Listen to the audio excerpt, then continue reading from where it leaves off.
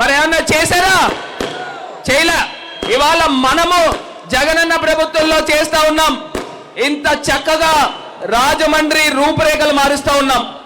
మరి మారుస్తా ఉంటే తెలుగుదేశం పార్టీ వాళ్ళు అక్కస్సు కడుపు మంట వాళ్ళు అడ్డుకుంటానే ఉన్నారు. నిన్న పాపం ఒక వాలంటీర్ చెల్లెమ్మని ఏ రకంగా దూషించాడో ఈ యొక్క తెలుగుదేశం పార్టీ మాజీ ఎమ్మెల్సీ ఆదిరెడ్డి అప్పారావు ఆ యొక్క వీడియో ఉందా, ఆడియో ఉందా? ఆడియో రెడీనా? ఏ రకంగా దూషించాడో, ఎంత కండకావరమో, ఎంత బలుపో ఒకసారి చూద్దాం. ఆయన ఏ రకంగా ఆ వాలంటీర్ని లైఫ్ థ్రెట్ చేశాడు. అతని పైన కేసులు కట్టాల. ఆయన బెదిరించాడు, నేనేం చేయలేను, మా కార్యకర్తలను వదిలేస్తే నువ్వు ఏమైపోతావో తెలీదు అని బెదిరించాడు. ఒక్కసారి ఆ వీడియో ప్లే చేయండి, ఆన్ చేయమ్మా ఒకసారి. హలో, సైలెంట్ గా వినండి. ఎవరండి? అమ్మాయి ఎమ్మెల్సీ ఆదిరెడ్డి అప్పారావు గారు మాట్లాడతారంట, ఒకసారి చూడండి.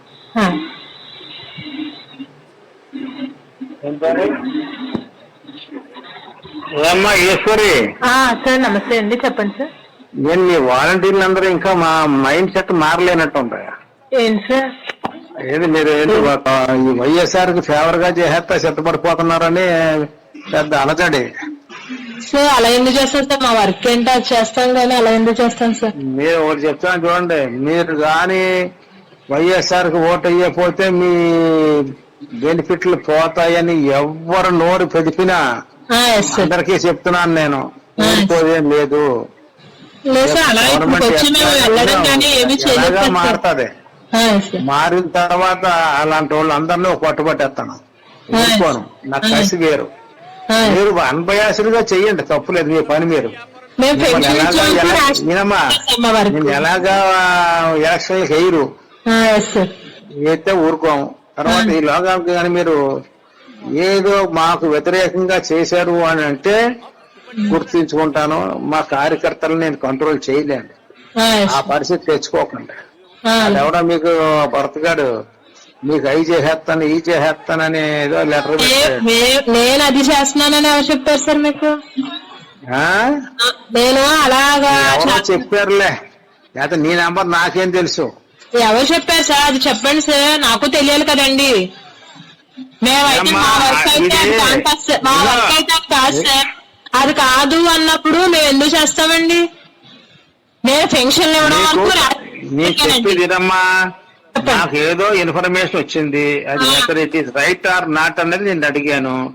కాదంటే వెళ్ళండి కొట్టు, కానీ మాకు రుజువులు దొరికితే మాత్రం నాట్ బ్యాడ్.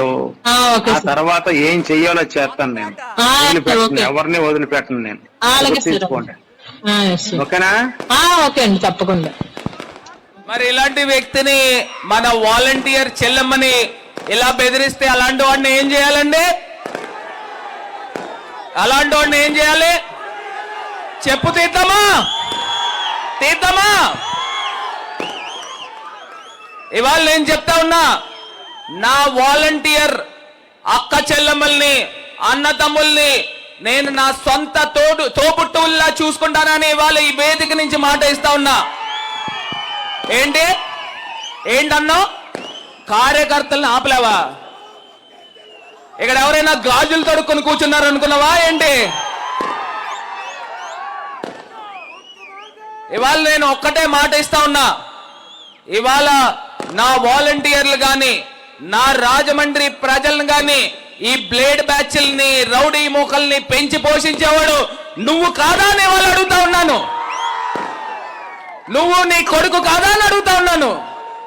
వడ్డీ వ్యాపారాలు చేస్తారు, రాజమండ్రిలో ప్రజల్ని పీక్కు తింటారు. వీళ్ళు ఇవాళ మాకు నీతులు చెప్తా ఉన్నారు. నీ ప్రయాణం ఎలా ప్రారంభమైంది? సైకిల్ తొక్కుని అద్దింట్లో ఉన్నవాడివి 100 కోట్లు ఎట్లా సంపాదించావు? రాజకీయాలను అడ్డు పెట్టుకుని సంపాదించలేదా? ప్రతిదీ చేసిన కార్యక్రమం ఏంటి? ఎక్కడికి వెళ్ళండి, వడ్డీ వ్యాపారస్తుడు మైండ్ సెట్ ఎలా ఉంటుందండి? ఎలా ఉంటుంది? నేను వడ్డీ వ్యాపారాలు చేయొద్దని నేను చెప్పట్లా, కాకపోతే వడ్డీ వ్యాపారం చేసేవాడు ఎమ్మెల్యేలుగా ఎంపీలుగా కాకూడదని చెప్తా ఉన్నా. నీకు 10 లక్షలు ఇచ్చాడు అనుకోండి అప్పు, వడ్డీ వ్యాపారస్తుడు